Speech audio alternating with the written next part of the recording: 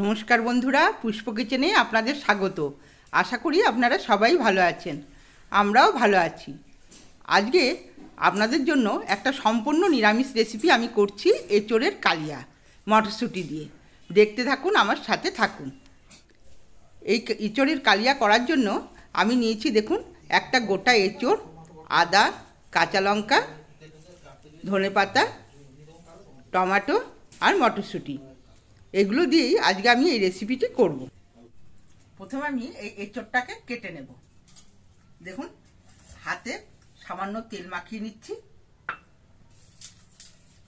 এঁচোড়ে তো প্রচণ্ড কষ হয়, প্রচুর কষ থাকে।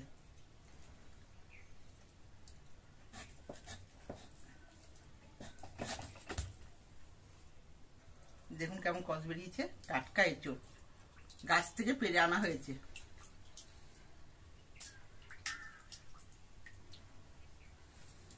আপনারা যারা বটিতে এঁচোড় কাটবেন, তারা এই প্রসেসে যদি কাটেন, খুব তাড়াতাড়ি এঁচোড়টা কাটা হয়ে যায় আর খুব সহজেই হয়ে যায়। প্রথমে দুভাগ করে নিলাম, এক ভাগ আমি জলে ফেলে দিলাম।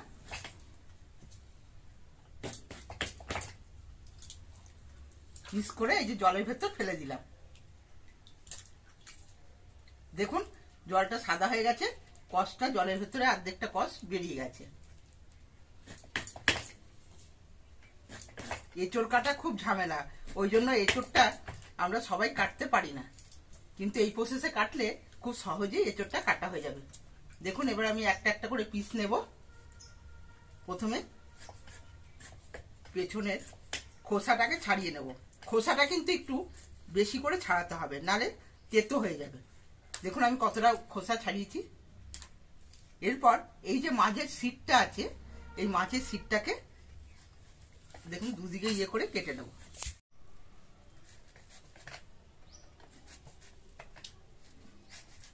দেখুন এই যে সিটটা কাটা হয়ে গেল কত সহজেই। এবার আমি টুকরো টুকরো করে পিস করে নেব। আপনাদের পছন্দ মতো আপনারা পিসটা করবেন, আমি এই ধরনের পিসটা করলাম। দিয়ে এবার পুরো এঁচোড়টাকে আমি এইভাবেই কেটে নেব পিস করে। দেখলেন তো কত সহজে এঁচোড় কাটা হয়ে গেল। এবার জলে আমি হাফ চামচ হলুদ দিয়ে দিলাম, দিয়ে এঁচোড়গুলোকে ভিজিয়ে রাখবো 5 মিনিট। তাহলে এঁচোড়ের কষটা যেটুকু আছে সেটুকু চলে যাবে। দেখুন এক ফোঁটাও কষ থাকবে না। 5 মিনিট আমি ভিজিয়ে রেখে দেবো। এবার কড়াইতে আমি জল বসিয়েছি, এতে দিয়ে দেবো 1 চামচ লবণ। এরপর এঁচোড়টাকে সেদ্ধ করতে বসিয়ে দেব। এঁচোড়টা হালকা সেদ্ধ করে নিতে হবে। ঢাকা দিয়ে আমি 2 থেকে 3 মিনিট এঁচোড়টাকে সেদ্ধ করে নেব। এবার আমি আলুটাকেও কেটে নেব। এঁচোড়টা যেই সাইজ করে কেটেছি, আলুটাকেও ঠিক সেরকম ভাবেই কেটে নেব। আলুটা কত সুন্দর, দেখুন কত ভালো সাইজটা, সাইজটা খুব সুন্দর। এখন নতুন আলু তো, বড় বড় আলুগুলো দেখতে খুব সুন্দর হয়।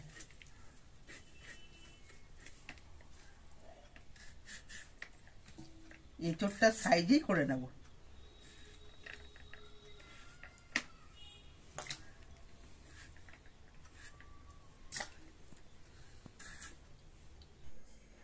দেখুন এঁচোড়টা সেদ্ধ হয়ে গেছে।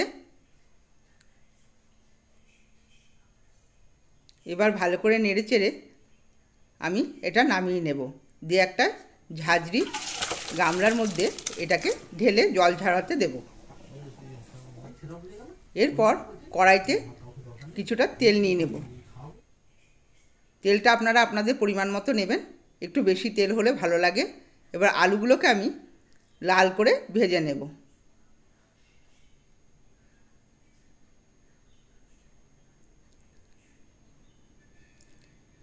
আলুতে 1 চামচ লবণ আর হাফ চামচ হলুদ দিয়ে দিলাম, রঙটা ভালো হবে। দিয়ে ভালো করে ভাজবো।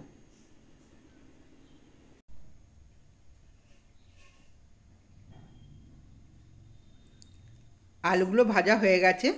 এরপর সেদ্ধ করা এঁচোড়গুলো এই আলুর ভেতর দিয়ে দেব। দিয়ে ভালো করে নেড়ে চেড়ে এঁচোড়টাকেও ভেজে নেব।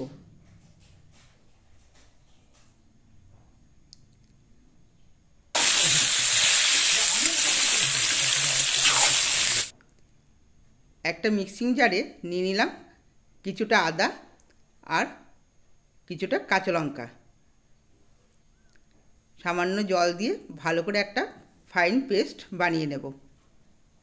এতে মশলার বেশি দরকার হয় না। দেখুন মশলাটা হয়ে গেছে। এবার আমি একটা বলে নামিয়ে নিলাম। এতে দিয়ে দিলাম 1 চামচ জিরের গুঁড়ো, 1 চামচ ধনের গুঁড়ো আর কাশ্মীরি লঙ্কার গুঁড়ো দিলাম লাল হবার জন্য, আর দিয়ে দিলাম গোলমরিচের গুঁড়ো আর 1 চামচ হলুদ দিয়ে ভালো করে নেড়েচেড়ে মশলাটা মিশিয়ে নেব। এদিকে আলু আর এঁচোড় আমার ভাজা হয়ে গেছে। এবার কড়াই থেকে তুলে নেব।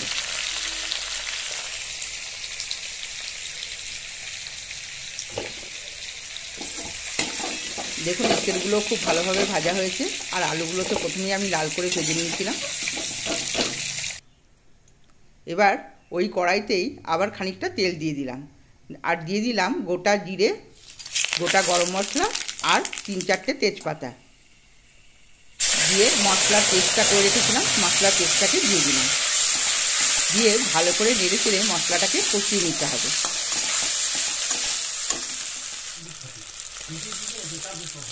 এতে দিয়ে দিলাম কিছুটা টমেটো আর মটরশুঁটি দিয়ে ভালো করে কষিয়ে নেব।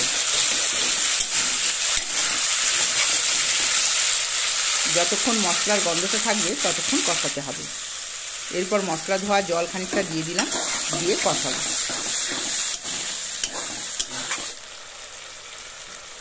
এতে 1 চামচ চিনি দিয়ে দিলাম। মিষ্টিটা আপনাদের পরিমাণ মতো দেবেন। নিরামিষ তরকারিতে একটু মিষ্টি দিলে খুব ভালো হয়। এঁচোড় আলু ভাজা ছিল সেটাকেও দিয়ে দিলাম, দিয়ে মশলার সাথে একসাথে মিশিয়ে ভালো করে নেড়েচেড়ে কষিয়ে নেব। 3 থেকে 4 মিনিট এটাকে ভালো করে কষাতে হবে। দেখুন কষানো হয়ে গেছে। এবার গরম জল করে রেখেছিলাম, পরিমাণ মতো গরম জল দিয়ে দিলাম। ভাজার সময় আলুটা আর এঁচোড়টা আমার সেদ্ধ হয়ে গিয়েছিল। পরিমাণ মতো জল দিয়ে এবার ঢাকা দিয়ে দেবো 5 মিনিট। এবার 5 মিনিট পর ঢাকা খুলে এতে দিয়ে দিলাম 2 চামচ ঘি আর 1/2 চামচ গরম মশলার গুঁড়ো দিয়ে ভালো করে নেড়েচেড়ে নামিয়ে নেব। দেখুন এই নিরামিষ সবজিটা আমার পুরো রেডি হয়ে গেছে। আর আমার ভিডিওটা যদি আপনাদের ভালো লেগে থাকে আমাকে সাবস্ক্রাইব করবেন, লাইক করবেন আর কমেন্টসে জানাবেন যে আপনাদের কেমন লাগলো।